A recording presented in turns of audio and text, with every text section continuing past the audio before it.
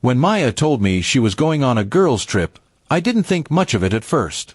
We'd been married for 6 years, and though things had grown a bit distant between us, I still trusted her. She said she needed a break, some time to relax by the beach with her friends.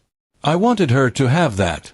But something about the way she avoided eye contact when packing her bags stuck with me longer than I expected. The morning she left, I helped carry her luggage to the car. She gave me a quick hug, not the kind you give a husband, but the kind you'd give a coworker. I brushed it off. Maybe she was just tired. That evening, I sent her a text to check in. She replied hours later with a single photo of the ocean and the words, "Don't worry, it's just a girls' trip." That phrase kept echoing in my mind. I decided to scroll through social media, mostly out of habit. When I opened one of her friend's stories, my stomach dropped. There was Maya in the background of a beachside video, laughing with someone who definitely wasn't one of her girlfriends. A tall man, wearing the same hat I'd seen once in her old pictures from work, a hat her colleague Daniel always wore. I tried to calm myself down. Maybe it was just a coincidence. But the next morning, another post appeared. This time, it was clear. Maya and Daniel sitting together, sharing breakfast near the waves. The caption said, "Love this view." The photo didn't show their faces directly, but I could recognize her bracelet and his watch instantly. That's when I sent her a message, "Hope you and he enjoy the sea." I didn't expect her to reply quickly, but within minutes, my phone buzzed non-stop. 15 missed calls. Dozens of texts asking what I meant, begging me to answer. I didn't.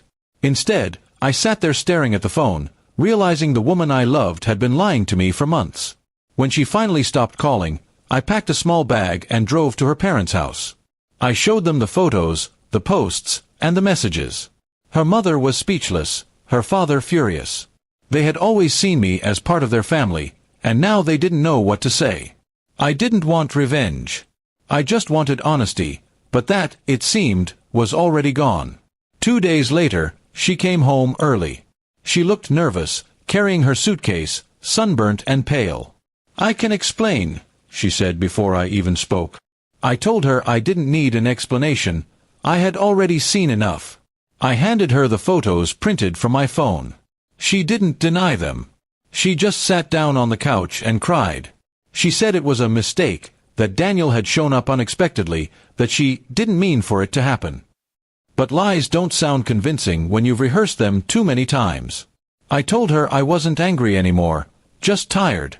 I had loved her deeply, but that love had already drowned in the sea she went to enjoy. The next morning, I quietly filed for separation.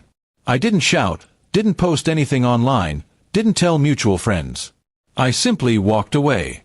She called again and again, saying she regretted it, that she'd cut contact with him. But I couldn't unsee the photos or unread her girls' trip message. Weeks passed. People started asking why we weren't together. I gave simple answers, we needed space, or things didn't work out. I refused to drag her name through the mud, even if she had buried our marriage under lies. Deep down, I hoped she learned something from what she'd done. A month later, I got a letter from her. It wasn't an apology, it was a confession. She admitted that the trip had been planned with Daniel for weeks, that she thought I'd never find out. She wrote that she missed me, that she'd give anything to go back. I didn't respond. The truth was, I didn't hate her. I just couldn't trust her again. I moved into a small apartment closer to my work. The silence was heavy at first, but peaceful in its own way. I started focusing on my life again, friends, family, and hobbies I had neglected. For the first time in a long while, I didn't feel the need to check my phone or worry about someone's lies. Sometimes, late at night, I still think about that text, "Don't worry, it's just a girls' trip." It taught me that trust, once broken, never truly returns. And while she might remember the sea as a place of escape, I remember it as the place where our marriage finally sank. By the time she realized what she had lost, it was already gone, swept away like footprints on wet sand.